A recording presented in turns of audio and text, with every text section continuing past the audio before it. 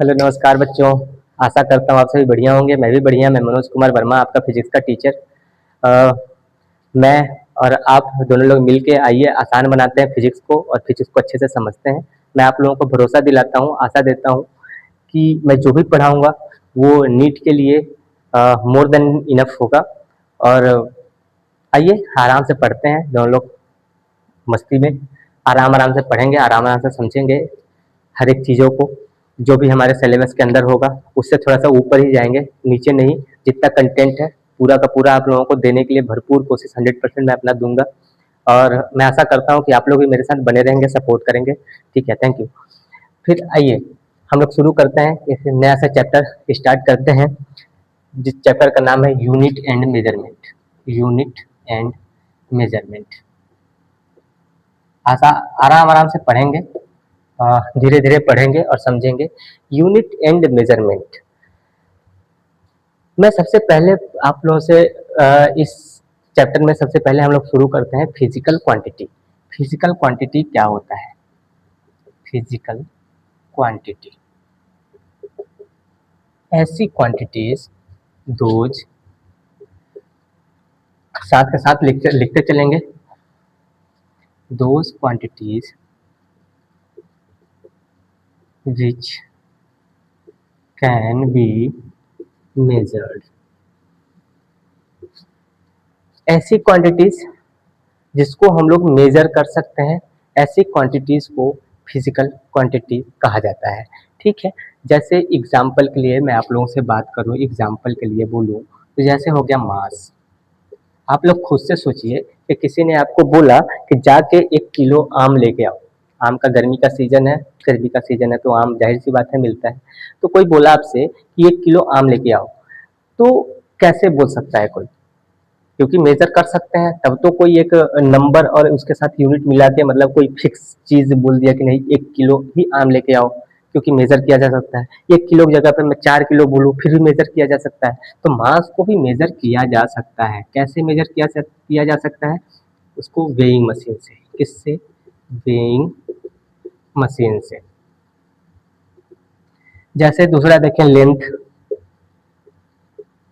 Length को भी major कर सकते हैं कि नहीं? लेंथ को हम लोग मेजर कर सकते हैं किससे? स्केल से।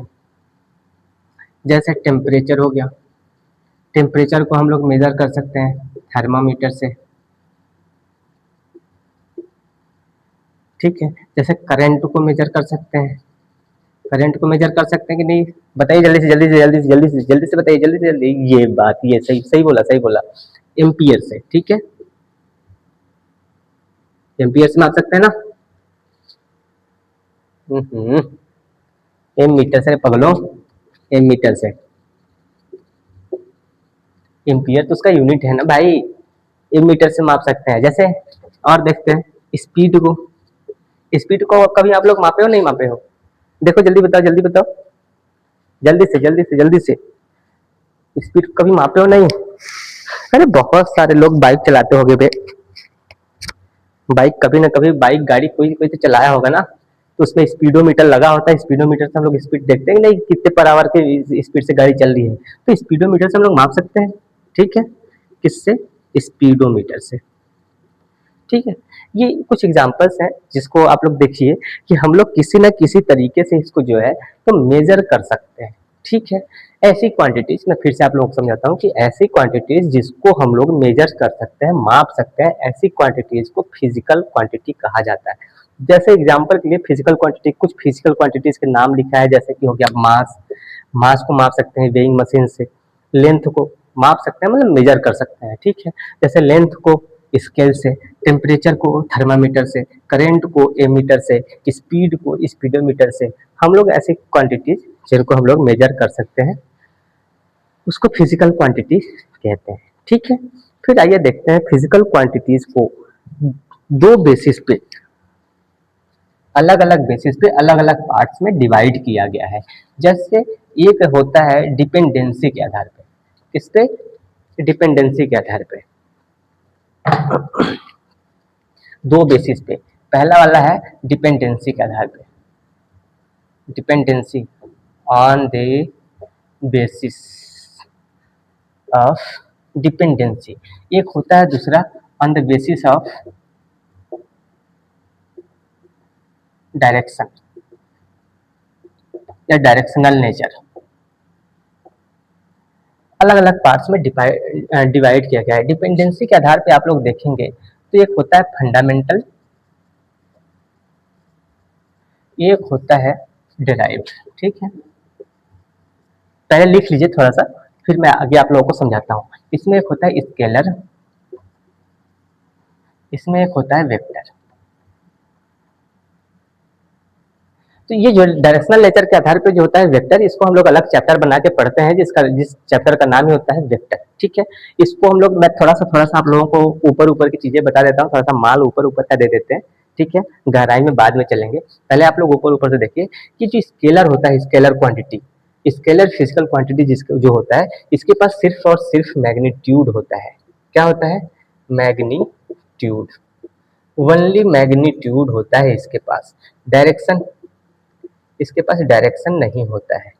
ठीक है, जबकि वेक्टर के पास जो होता है, तो वेक्टर के पास मैग्नीट्यूड तो होता ही होता है, मैग्नीट्यूड होता ही होता है, लेकिन इसके पास साथ साथ डायरेक्शन भी होता है। क्या होता है? डायरेक्शन भी होता है। इसमें दोनों होता है, मैग्नीट्यूड और डायरेक्शन। इसमें मैग्नीट्यूड और मैग्नीट्यूड तो होता है, लेकिन डायरेक्शन इसके पास नहीं होता है। इसमें सब एक और है, बहुत ही इंपॉर्टेंट है। ये जो होता है सिंपल एडिशन को फॉलो करता है। किसको? सिंपल एडिशन को, सिंपल एडिशन को फॉलो करता है, सिंपल एडिशन फॉलो, और it's follow vector addition law.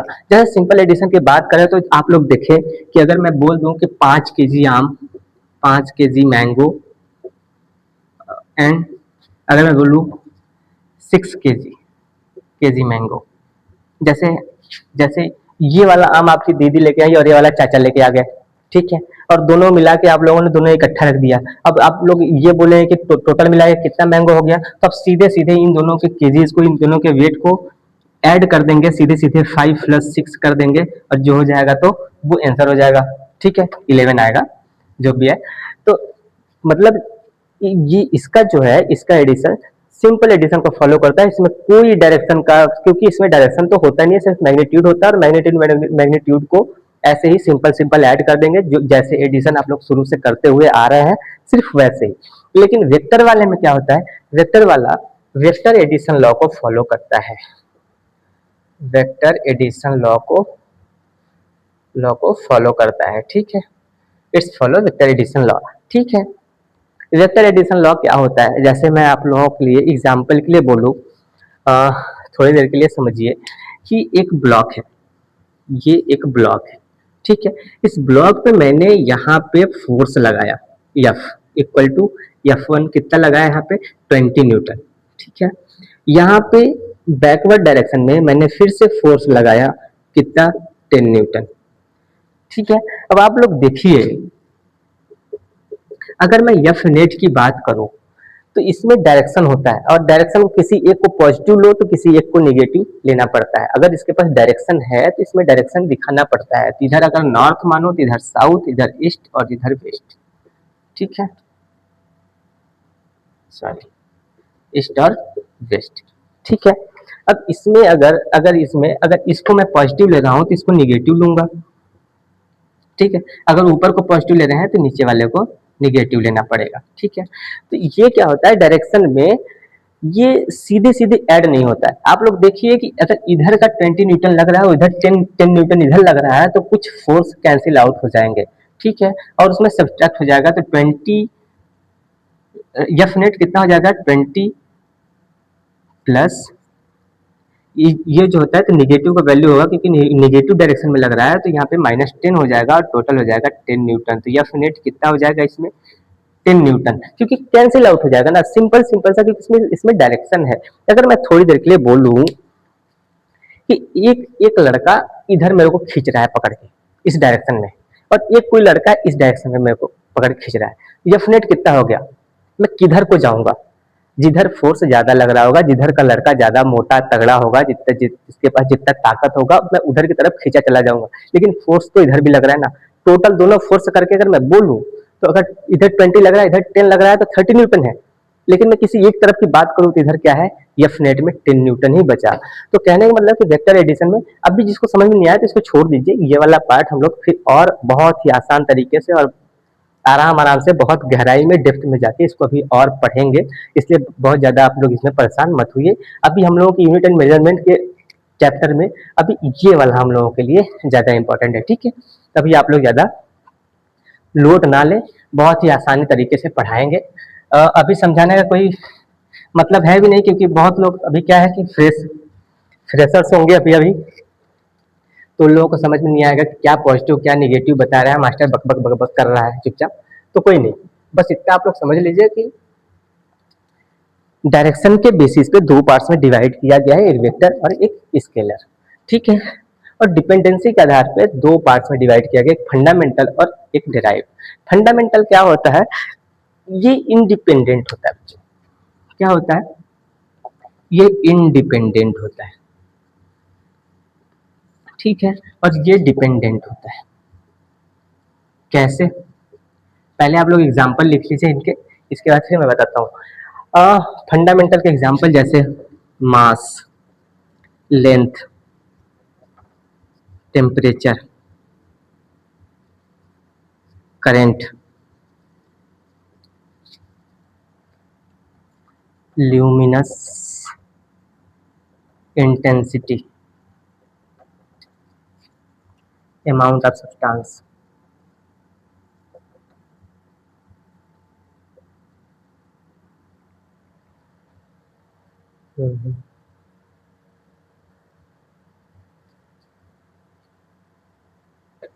एक और बच रहा है टाइम, सॉरी, एक होता है टाइम, ठीक है, दिमाग से, ठीक है।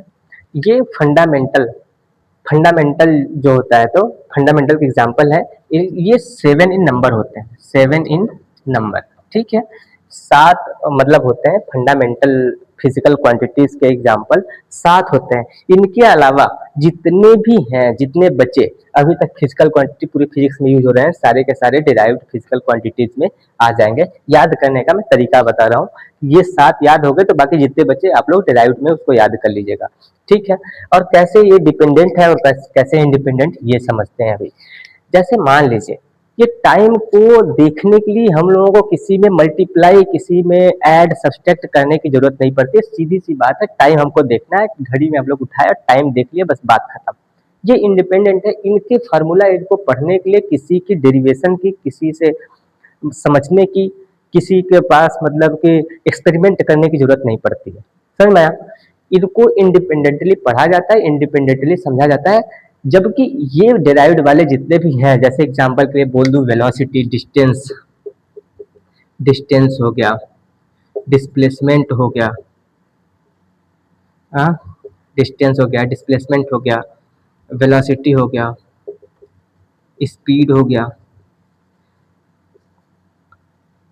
एक्सीलरेशन हो गया, फोर्स हो गया, मोमेंटम हो गया, ये जितने भी बचे, कहीं ना कहीं इनका जो फार्मूला होता है या फिर ये जो होता है तो डिराइव्ड होते हैं कहीं ना कहीं इन्हीं फिजिकल क्वांटिटीज से, फंडामेंटल फिजिकल क्वांटिटीज से डिराइव होके ये डिराइव्ड वाले बनते हैं। इसलिए इनको डिराइव्ड फिजिकल क्वांटिटीज में रखा गया है। और ये वाले इंडिपेंडेंट होते हैं, ये किसी से डिराइव होकर नहीं बनते हैं, इसलिए इनको इंडिपेंडेंट और फंडामेंटल फिजिकल क्वांटिटी के कैटेगरी में रखा गया है, ठीक है। जैसे ये कैसे डिराइव होके आए हैं, कैसे डिराइव होते हैं, मैं इनका एग्जांपल बताता हूँ। आप लोग देखिए, सबसे पहले इनका देख लीजिए कि टाइम को सेकेंड में रिप्रेजेंट करते हैं, मास को केजी में, लेंथ को मीटर में, टेम्परेचर को केल्विन में, करंट को एम्पियर में, ल्यूमिनस इंटेंसिटी को कैंडेला में, और अमाउंट ऑफ सब्सटेंस को मोल में। इसको आप लोग थोड़ा सही से लिख दीजिएगा, बहुत वैसा भीड़ हो गया है। अब आइए देखते हैं थोड़ा सा, जैसे वेलोसिटी, स्पीड की मैं बात करूँ, स्पीड का आप लोग फार्मूला आप लोगों को याद हो, स्पीड इक्वल टू क्या होता है, distance upon time, distance upon time. ठीक है, डिस्टेंस क्या है? डिस्टेंस को हम लोग काहे मेजर करते हैं? डिस्टेंस क्या है? कहीं ना कहीं लेंथ है। ठीक है, लेंथ है, और लेंथ को काहे में मापते हैं? मीटर में। इसको हम लोग लिख देते हैं मीटर। ठीक है, और टाइम क्या है? टाइम भी तो कहीं ना कहीं फंडामेंटल क्वांटिटी है, सेकेंडों को मीटर पर सेकेंड। तो ये जो होता है स्पीड, स्पीड जो होता है ये भी फंडामेंटल, डिस्टेंस फंडामेंटल है क्योंकि कहीं ना कहीं लेंथ में मापा जाता है इसको, और टाइम को एक फंडामेंटल है। तो कहीं ना कहीं ये फंडामेंटल मिलके ही स्पीड को डिराइव कर रहे हैं, इसलिए इसको डिराइव्ड फिजिकल क्वांटिटी कहा गया है। ठीक है, समझ में आया? इनके कोई भी मतलब इन्हीं सात को तोड़ मरोड़ के कहीं ना कहीं से गुणा भाग जोड़ घटाना करके कहीं ना कहीं इनको डिराइव किया जाता है और इनको समझा जाता है, इनको पढ़ा जाता है, मतलब कि इन्हीं से मिलके ये बना है। आप सीधे से ये समझ लीजिए, जैसे गेहूं, चावल हो गया, नमक हो गया, मिर्चा हो गया, ठीक है, कुछ मसाले हो गए, ये आप लोग फंडामेंटल मान लीजिए, और उन्हीं को तोड़ मरोड़ के मैदा उसी से बना, ठीक है, पूड़ी बन रहा है, उन्हीं मसालों को, उसी नमक को, उसी तेल को यूज कर करके बहुत सारे आइटम से बने हैं। तो अब अगर आप तेल, मसाला, मिर्च को और चावल को, गेहूं को अगर इसको फंडामेंटल मान लीजिए, तो कहीं समोसे बन रहे हैं, छोले भटूरे बन रहे हैं, या कुछ भी बन रहे हैं, तो सारे के सारे कहीं ना कहीं से जो होता है तो उन्हीं से डिराइव होके बना जाता है। वैसे ही इन आइटम्स को जो बने हुए हैं, छोले भटूरे, पूड़ी बन रहा है, कचौड़ी बन रहा है, समोसे बन रहे हैं, तो इनको जो है तो डिराइव्ड में मान लीजिए, और बाकी जिनसे बन रहे हैं तो उनको फंडामेंटल में मान लीजिए। ठीक वैसे ही ये इन्हीं से मिलके सारे के सारे डिराइव्ड वाले डिराइव हो रहे हैं। ठीक ठीक है, इसलिए इनको डिराइव्ड फिजिकल क्वांटिटी कहा गया और इनको फंडामेंटल फिजिकल क्वांटिटी कहा गया। ठीक है, समझ में आया?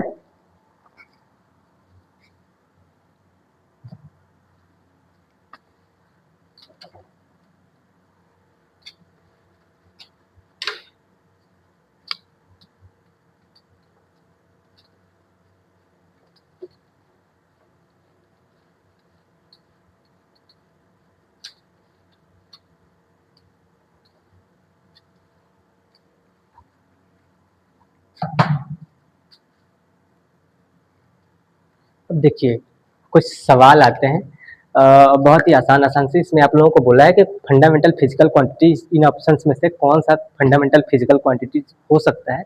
पहला वाला क्वेश्चन मैं करूंगा, दूसरा वाला आप लोग ट्राई कीजिएगा। ठीक है, कुछ फार्मूलाज को आप लोगों को जरूरत पड़ेगा शायद, तो जिसको नहीं पता है तो वो लोग देख लीजिए कि मोमेंटम को पी से किया जाता है, इसका फार्मूला होता है मास इंटू वेलोसिटी। ठीक है, और जैसे वर्क होता है तो वर्क का फार्मूला होता है फोर्स इंटू डिस्प्लेसमेंट। ठीक है, अगर स्पीड तो ठीक है, पावर, पावर का फार्मूला होता है work upon time per unit time. ठीक है, जैसे फोर्स का फार्मूला होता है मास इंटू एक्सीलरेशन, स्पीड का टाइम होता है डिस्टेंस अपॉन टाइम। ठीक है, तो जहाँ जरूरत पड़ेगा मैं आप लोगों को बता दूंगा, इतने से आप लोगों का ये क्वेश्चन हो जाएगा। यहाँ पे देखिए कि इसमें से आप लोगों को फंडामेंटल ऑप्शन चूज करना है कि कौन सा फंडामेंटल हो सकता है। तो आसानी से देखिए कि इन क्वेश्चंस में जिसको ट्राई करना हो तो एक बार पॉज करके ट्राई कर लो। ठीक है, अब मैं बताता हूँ। जैसे इन इन फिजिकल क्वांटिटीज को आप लोग देखिए कि जो फोर्स है या मास है या वेलोसिटी है, ये तीनों मिला के कोई एक दूसरे को डिराइव कर रहे हैं क्या? अगर डिराइव्ड हो गया, ये तीनों मिलके अगर कोई मतलब इनमें से, इन तीन ऑप्शंस में से एक, दो और तीन में से मिलके कोई दो मिलके किसी एक तीसरे को अगर डिराइव कर दे रहा है, तो जाहिर सी बात है डिराइव्ड फिजिकल क्वांटिटीज हो गया। अगर किसी को भी डिराइव नहीं कर पा रहा है तो इसका मतलब इन तीनों में से तीनों एक दूसरे के से इंडिपेंडेंट है। अगर इंडिपेंडेंट है तो फिर फंडामेंटल फिजिकल क्वांटिटी में चले जाएंगे। क्यों? क्योंकि फंडामेंटल फिजिकल क्वांटिटी जो होता है तो किसी पे डिपेंडेंट नहीं होता है। जैसे आप लोग देखिए कि फोर्स का फार्मूला होता है मास इंटू एक्सीलरेशन, लेकिन इसमें एक्सीलरेशन तो है नहीं। वेलोसिटी का फार्मूला होता है डिस्प्लेसमेंट अपॉन टाइम, डिस्प्लेसमेंट इसमें तो है नहीं। मास का तो खुद ही फंडामेंटल क्वांटिटीज है, ये तो किसी से डिराइव होता ही नहीं है। तो तीनों का तीनों मतलब ये भी और ये भी, ये तीनों आपस में इंडिपेंडेंट है, किसी से डिपेंडेंट नहीं है। कहने का मतलब ऑप्शन वन जो होता है तो फंडामेंटल फिजिकल क्वांटिटी में आ जाएगा। दूसरा वाला देखिए, स्पीड डिस्टेंस अपॉन टाइम। ठीक है, स्पीड का फार्मूला क्या होता है? स्पीड का फार्मूला होता है distance upon time. Distance upon time करके अगर ये दोनों मिल जाए तो इस वाले को डिराइव कर दे रहे हैं, इसका मतलब कि जो होता है तो ये वाला डिराइव्ड हो गया। अगर ये डिराइव हो गया तो फिर डिराइव्ड वाले में आ जाएगा। हमको तो देखना है कि तीनों के तीनों इंडिपेंडेंट होंगे तब फंडामेंटल, ये फंडामेंटल है ही नहीं क्योंकि ये दोनों मिलकर इसको डिराइव कर दे रहे हैं, तो ये वाला ऑप्शन रॉन्ग हो जाएगा। वैसे ही आप तीसरा वाला देखिए, वेलोसिटी। वेलोसिटी का फॉर्मूला होता है displacement upon time, displacement upon time, ठीक है। यहाँ पे ये डिस्प्लेसमेंट और टाइम मिला के वेलोसिटी को डिराइव कर रहे हैं, इसलिए ये भी डिराइव्ड हो गया, फंडामेंटल नहीं है तो ये भी रॉन्ग हो जाएगा। वैसे ही फोर्स का फॉर्मूला होता है मास इंटू एक्सीलरेशन, मास और एक्सीलरेशन मिलकर किसको डिराइव कर रहे हैं, फोर्स। तो कहने का मतलब कि ये भी डिराइव्ड हो गया, इंडिपेंडेंट नहीं है, ये डिपेंडेंट हो गया, इन दोनों पे डिपेंडेंट है फोर्स, इसलिए ये भी डिराइव हो गया है इन दोनों से, ये दोनों मिलकर इसको डिराइव कर दे रहे हैं, इसलिए ये भी फंडामेंटल नहीं। तो आपका ऑप्शन वाला कौन सा हो जाएगा, ऑप्शन नंबर 1 आपका सही आंसर हो जाएगा, ठीक है। वैसे ही इसमें दिमाग लगाइए, पॉज करके जल्दी से। चलिए ठीक है, मैं बताता हूँ। जैसे आप देखिए मोमेंटम, मोमेंटम का फार्मूला मैंने क्या बताया, mass into velocity, mass into velocity. अगर इन दोनों को मल्टीप्लाई करो तो क्या बनता है, मोमेंटम। कहने का मतलब कि इन दोनों से मिल के डिराइव हो रहा है मोमेंटम, तो ये फिर फंडामेंटल में नहीं आएगा क्योंकि डिराइव हो गया ये, तो फिर फंडामेंटल कहाँ से बचा। ठीक वैसे ही जैसे फोर्स, वर्क का फार्मूला देखिए, फोर्स इंटू डिस्प्लेसमेंट। वर्क का फार्मूला क्या है, फोर्स इंटू डिस्प्लेसमेंट। तो फोर्स और डिस्प्लेसमेंट मिलके किसको ड्राइव कर रहे हैं, वर्क को, तो फिर ये भी फंडामेंटल में नहीं आया, ये दोनों के दोनों ऑप्शन गलत हो गए। ये देखिए स्पीड को, स्पीड का फार्मूला क्या होता है, डिस्टेंस अपॉन टाइम, इसमें डिस्टेंस और टाइम दोनों नहीं है। वेलोसिटी का फार्मूला क्या होता है, डिस्प्लेसमेंट अपॉन टाइम, इसमें डिस्प्लेसमेंट भी नहीं है और टाइम भी नहीं है, ठीक है। वेलोसिटी का फोर्स का फार्मूला क्या होता है, मास इंटू एक्सीलरेशन, इसमें ना तो मास है ना तो एक्सीलरेशन है। कहने का मतलब कि ये तीनों में से एक दूसरे, कोई भी दो मिलके तीसरे को डिराइव नहीं कर रहा है, कहने का मतलब तीनों के तीनों इंडिपेंडेंट हैं, इसलिए ये फंडामेंटल फिजिकल क्वांटिटीज में आ जाएगा। जैसे पावर का, पावर का फार्मूला मैंने क्या बताया, work per unit time, work और टाइम, वर्क को टाइम से डिवाइड करने पे क्या आ जाता है, पावर, ठीक है। ये दोनों मिलकर किसको डिराइव कर रहे हैं, पावर को, तो ये डिराइव्ड फिजिकल क्वांटिटी में आ जाएगा क्योंकि पावर जो है तो वर्क और टाइम से डिराइव हो गया, तो ये भी रॉन्ग हो जाएगा। तो इसमें आपका ऑप्शन नंबर कौन सा जाएगा, ठीक है। समझ में आया। चलिए आज के लिए इतना ही, फिर आगे का फिर हम लोग देखेंगे कि डायमेंशंस क्या होते हैं, कैसे डायमेंशंस निकाले जाते हैं, डायमेंशंस को कैसे रिप्रेजेंट करते हैं, और जो भी उनके रिगार्ड जो भी क्वेश्चंस आएंगे वो आप लोगों से मैं शेयर करूंगा। तब तक के लिए थैंक यू। अगले वाले लेक्चर का वेट कीजिएगा, अपलोड हो जाएगा जल्दी से जल्दी। Thank you.